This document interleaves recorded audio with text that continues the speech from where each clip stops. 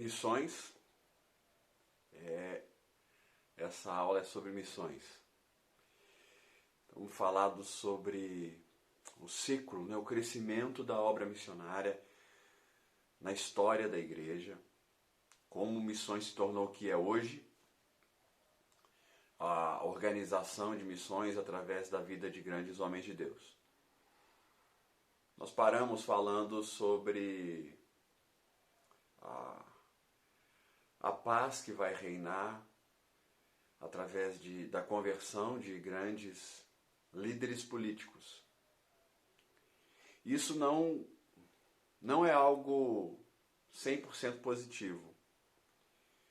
E toda vez que a fé ela vai ficar muito perto da política, isso não vai ser positivo para a obra missionária, não vai ser positivo para a estrutura da igreja. E agora existe uma igreja amiga da política, amiga do governo, muito amiga, que vai acabar recebendo benefícios e assim isso vai crescendo. Roma vai se tornar uma referência, Roma e Constantinopla vão se tornar referência por conta disso. As igrejas nesses dois lugares vão se tornar referência de amizade entre políticos e pastores e bispos e líderes. Em 590, entre 590 e 609, surge um grande homem, Gregório. Gregório é uma referência. Por quê? Porque nessa época, Roma está sendo tomada, invadida pelos bárbaros. Os bárbaros estão derrubando realmente o Império Romano.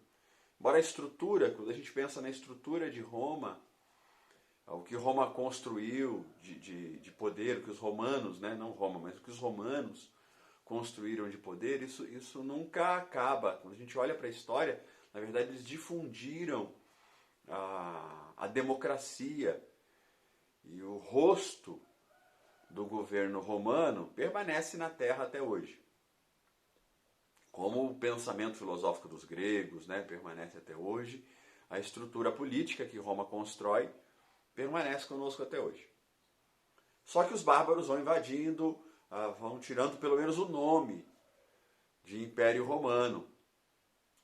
E quando chega em 590, 610, nós vamos ter o Império Romano enfraquecido, Roma perdendo para os bárbaros,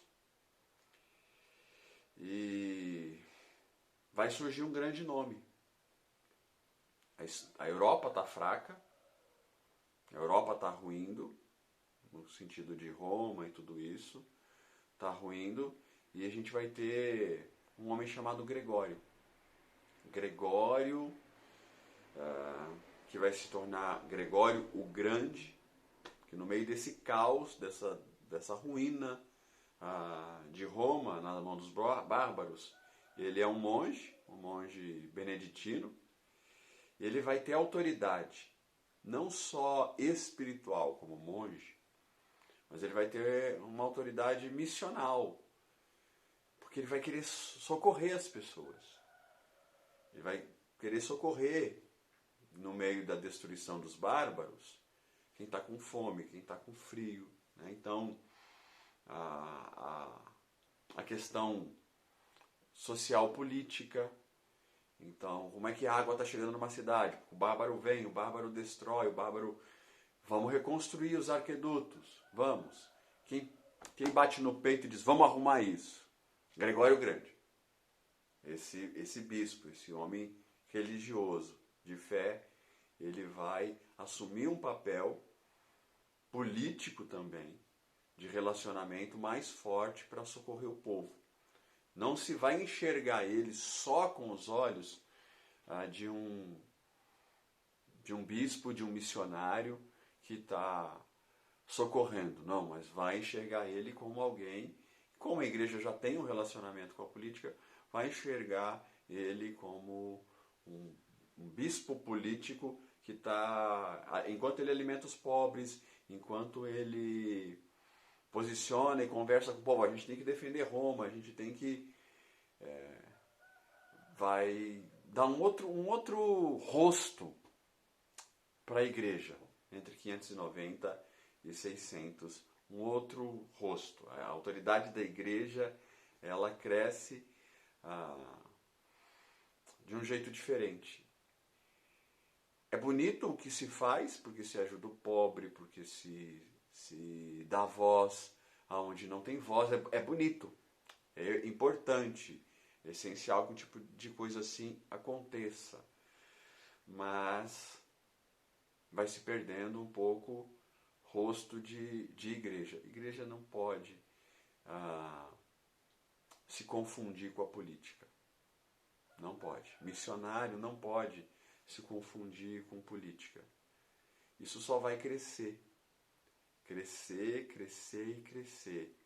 Até que a gente vai chegar, então, nessa época em que a igreja ela é tão envolvida com política que não se sabe mais o que é igreja, o que é poderio político. Se perde a voz. A igreja vai se corromper, também no sentido da fé. Quando você tem dois senhores, vamos dizer assim, quando você tem dois senhores, o Cristo já disse, você não vai conseguir servir bem os dois senhores. E um senhor vai se tornar mais absoluto. Um senhor vai se tornar mais dono do negócio. E nós vamos de 600 até 1500, nós vamos chegar com essa voz mais política, com essa voz mais corrompida, onde a igreja vai ser capaz de cobrar por coisas espirituais, coisas que ela nem deveria cobrar. Ela não deveria estar cobrando. Então, ela vai cobrar para que a pessoa tenha perdão dos seus pecados.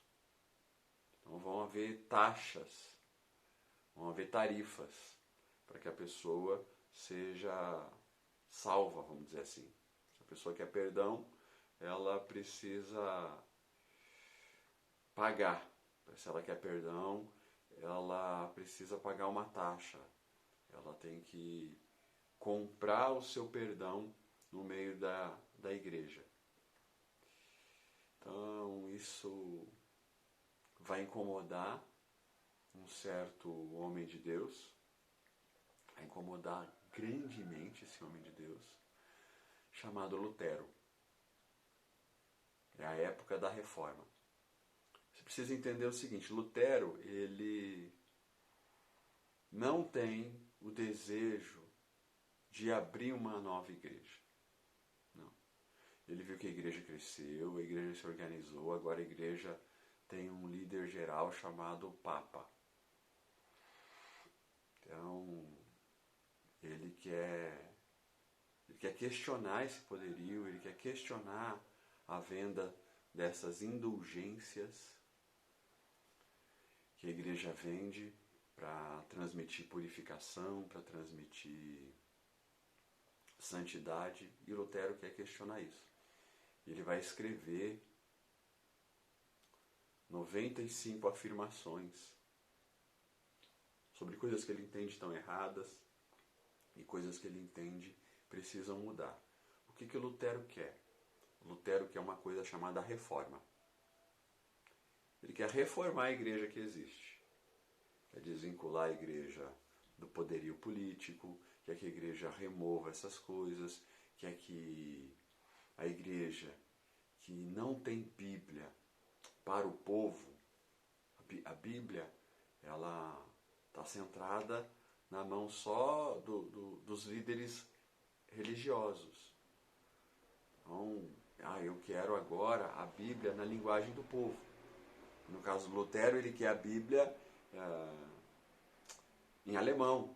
Vamos traduzir a Bíblia para o alemão e vamos fazer o povo entender de verdade como eles podem chegar perto de Deus. E nós podemos dizer que esse é também um movimento missionário, que o movimento de reforma é um movimento de missões. Porque missões é essa voz de Deus na vida de alguns seres humanos, trazendo a verdade, tá? Não importa que essa verdade esteja dentro de um cristianismo errado. A verdade, desculpa, não importa se a mentira está dentro de um cristianismo errado, tá? Não importa. É uma mentira que está dentro de um cristianismo errado. Não importa. Ali missões têm que chegar. A obra missionária, ela tem que ir para um país que está guerreando contra o islamismo, tem que ir contra um país que está guerreando, tem que ir ou tem que ir em favor de um povo que está cego por uma cultura demoníaca, que adora demônios. E o cristianismo tem que chegar lá, mas o cristianismo também tem que chegar no lugar onde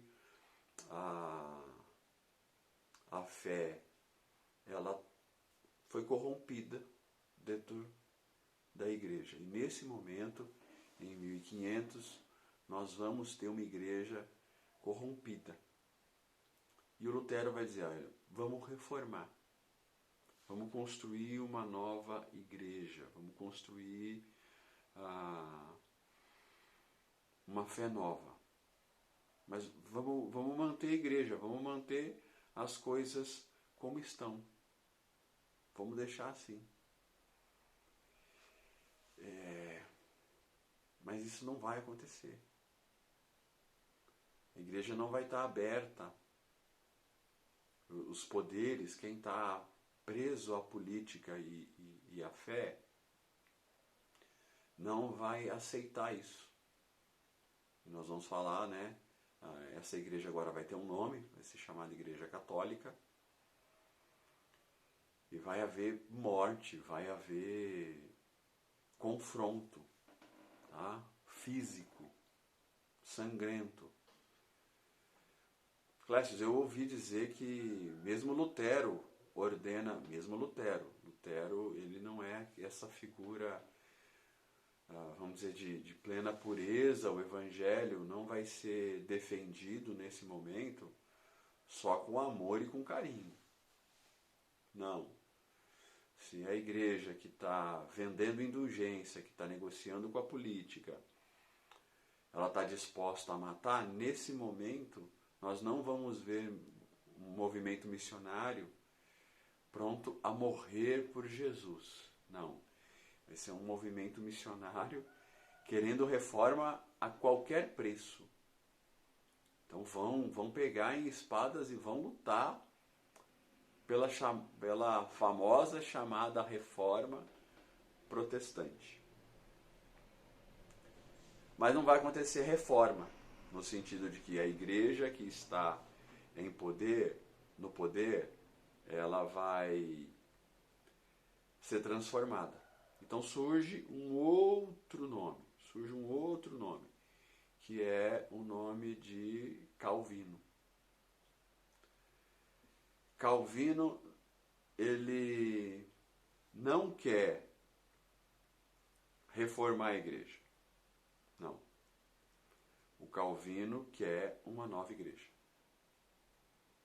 O Calvino vai trabalhar para que exista uma igreja nova. Vamos nos desprender da política. Vamos nos desprender e vamos criar uma igreja nova. Vamos criar uma igreja que priorize a graça de Deus. Explique para o povo que não tem que comprar perdão, que vamos explicar, né? A igreja agora, que é a fé, e a fé plena, a fé em Jesus Cristo, que nos salva. Vamos explicar isso para o povo. Vamos explicar que o povo é pecador. Que nós somos pecadores.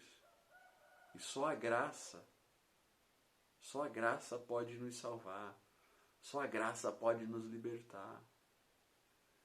O movimento agora, com Calvino, se torna um movimento de criação de um novo povo. Vai ser terrível. A pressão vai continuar. Do mesmo jeito que acontece com Lutero. Vai haver perseguição, vai haver guerra, vai haver morte. Mas com o Calvino vai haver morte nesse processo, nesse trabalho de construir essa nova igreja.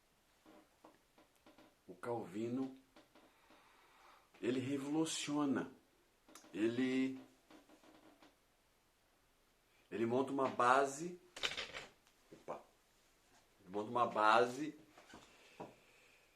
em Genebra. Ele está ensinando somente escritura. Ele vai defender isso. Nós precisamos priorizar a fé, a graça, a gente tem que priorizar a Bíblia na vida do povo. Que é um negócio que o Lutero já estava fazendo. Mas nesse segundo movimento, que a gente diz, o Calvino é um segundo movimento, ele monta uma base em Genebra. E como eu falei, a crise está acontecendo, né? A briga, o conflito está acontecendo com a Igreja Católica. Está acontecendo lutas. As pessoas que sabem que o Calvino está em Genebra, se organizando, e ali está ensinando Bíblia, elas começam a se refugiar lá. Começam a se esconder. E aí nasce algo chamado a Companhia dos Pastores. A Companhia dos Pastores. A gente pode dizer que a Companhia dos Pastores com Calvino é como se fosse hoje uma agência missionária. Nós temos as agências que enviam missionários ao redor do mundo. Então, o Calvino, ele vai se tornar uma força para treinar pessoas, para proteger pessoas que estão fugindo da perseguição, que estão fugindo da morte. Eles vão para lá, em Genebra, são cuidados, são protegidos, e depois o Calvino vai mandar eles, porque eles estão vindo fugidos de outros países. E o Calvino vai dizer assim, agora que você está legal, volta para o seu país. Então, o Calvino vai começar um movimento de envio. Entre 88 e 100 homens são enviados como missionários. Como missionários. E ele vai... Olha a lista de países onde ele vai alcançar. Ele vai pegar a Suíça, França, Holanda, a Alemanha, Hungria, Polônia, Inglaterra, Escócia, e aí a gente já tem as descobertas do Brasil e dos Estados Unidos, e vai se organizar inclusive para mandar gente para esses lugares que estão sendo colonizados. Vamos mandar para as colônias, Estados Unidos e Brasil. Olha o movimento bonito que o Calvino vai construir. Eu tenho um artigo da editora Fiel que fala assim, olha, as pessoas têm o costume de questionar o calvinismo por conta da posição sobre soberania de Deus e dizer que em Calvino não há obra missionária. E realmente isso é errado de se falar. Tá? Mesmo os calvinistas sendo defensores de uma soberania, de uma eleição, e eu nem estou falando dessa construção em Calvino, tá? Eu não estou entrando nesse ambiente de conversa, mas o calvinismo em si, e em Calvino e na estrutura calvinista, nós vamos encontrar gente muito centrada em fazer missões, em pregar o Evangelho. E o Calvino é um grande exemplo disso. Entre 1555 e 1562, nós vamos dizer que ele tem um esforço grande em fazer missões. Nesse período de 1555 a 1562, nesse processo dele, treinar gente em Genebra e mandar gente em Genebra, 200 igrejas são fundadas. 200. Gente, fundar a igreja é muito difícil. Fundar a igreja no meio de uma crise entre igreja e política é absurdamente difícil. Absurdamente difícil. E o Calvino vai, nesse movimento, fundar 200 igrejas. Ele foca em alguns lugares, né? França. Vai se dizer que essas igrejas que ele está fundando, por conta da perseguição, são igrejas que são fundadas como as igrejas aqui, hoje em dia, em países onde é proibido pregar o Evangelho. Não vai ter uma placa de igreja lá fora. São igrejas fundadas sobre o movimento de Lutero e de Calvino, o movimento da Reforma, igrejas escondidas. Igrejas que sabem que se for aberto, se for uma igreja com uma placa, for uma igreja com o formato comum da igreja da época, vão ser queimadas, o povo vai ser preso, vai ser assassinado. Então, a igreja vai crescendo, a igreja missionária vai crescendo nesse momento, também com uma igreja perseguida e escondida. Olha a diferença, né? Nós temos uma igreja amiga da política por um tempo, essa igreja se corrompe, se vende para o mal, e a gente tem uma igreja antes da igreja corrompida, que cresce com a perseguição e agora de novo com a crise de perseguição, com a crise imposta para que a igreja não exista, nascendo, ela vai crescer de novo, né? Vai crescer de novo. Nós vamos ter, nesse período de crescimento, 3 milhões de membros. 3 milhões de membros. 2.150 igrejas vão se formando. Muitos e muitos membros. Tem um informativo, uma carta que é mandada de um pastor de uma região de Montpellier, e manda uma carta para Calvino e fala assim, deixa eu ver aqui na carta. Nossa igreja, graças a Deus, tem crescido e continua a crescer tanto a cada dia que pregamos 3 sermões aos domingos para mais de 5 ou 6 mil pessoas. Outro pastor, o pastor de Toulouse, declara, nossa igreja continua crescendo até ao admirável número de 8 ou 9 mil almas. A igreja da França, né, vai ser invadida por mais de 1.300 missionários treinados por João Calvino. Mais de 1.300 missionários. Tá? A igreja huguenote, a igreja huguenote francesa, vai vencer isso que é chamado, esse movimento que é chamado de contra-reforma, que é o movimento da Igreja Católica tentando impedir o nascimento da igreja que o Calvino está organizando. É um movimento de contra-reforma. A Igreja de Calvino enviando missionários, a Igreja que Calvino está organizando, treinando e capacitando, ela vai vencer a contra-reforma,